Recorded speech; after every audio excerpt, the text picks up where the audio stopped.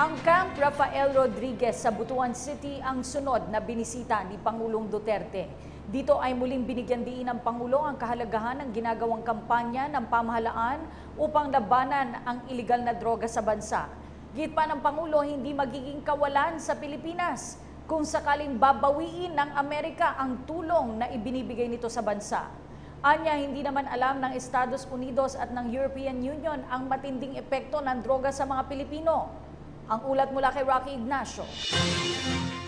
Nanindigan si Pangulong Rodrigo Duterte na linisin ng Pilipinas sa operasyon ng iligal na droga sa kanyang pagsasalita sa Camp Rafael Rodriguez PNP Headquarters Region 3 sa Butuan City. Sinabi ng Pangulo na hindi naman magiging kawalan sa Pilipinas sakaling i-withdraw ng Amerika ang assistance sa Pilipinas. Nagsalita ang Pangulo sa harap ng pag-alma nito sa statement ng Amerika sa umano'y human rights violations sa anti-drug campaign nito. I go overboard shouting hell.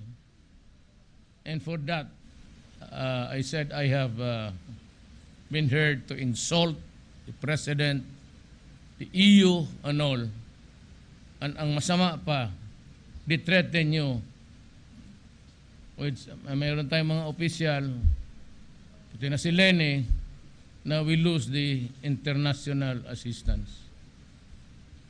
Mamili kayo. The crumbs of the favor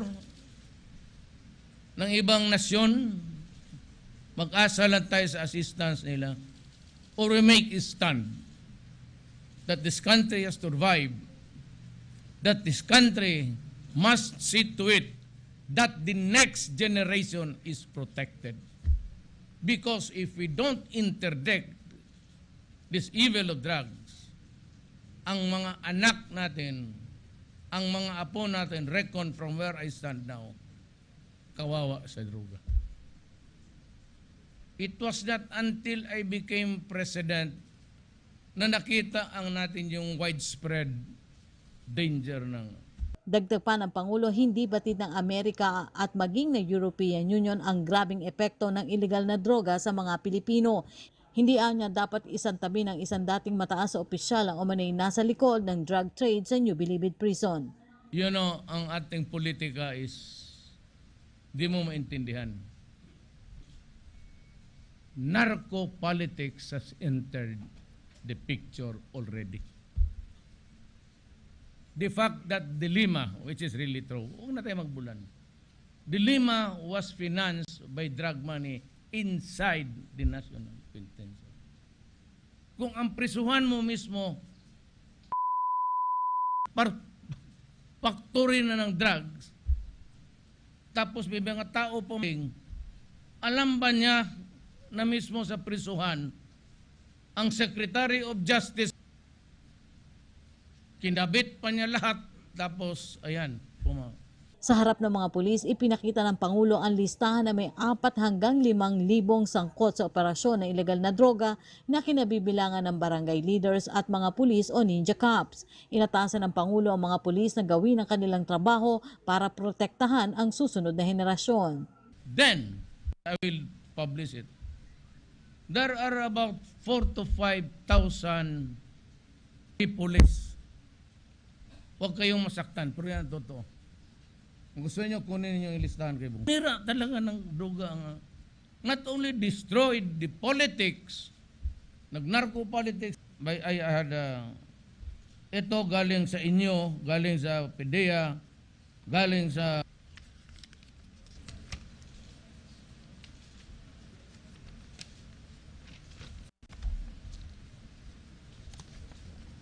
puro police to. Mga to the country.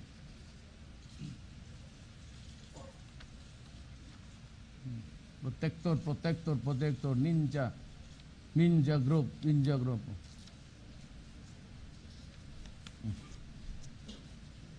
Puro police, PPO. SPO4.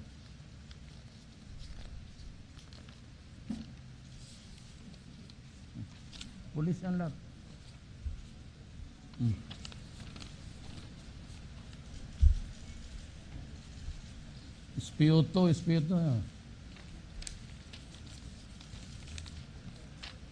Pero Pero ang seryosong kapaligiran ay napalitan ng romantikong atmosphere. Inanyayahan ng Pangulo na saksihan ang ginawang marriage proposal ni Police Inspector Arvin Humilio sa AD camp ng Pangulo na si Police Inspector Romina Alnisa Kinang.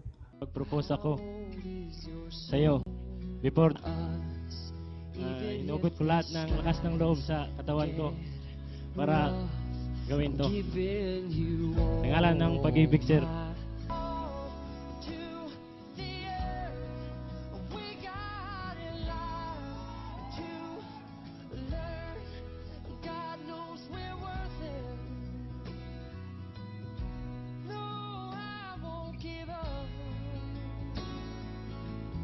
We got here, we got a lot at stake. You're still my friend, at least we did intend. Para sa PTV News, Rocky Ignacio. Ako po si Cathy San Gabriel. Subscribe na sa PTV YouTube channel. I-click lang po ang subscribe button.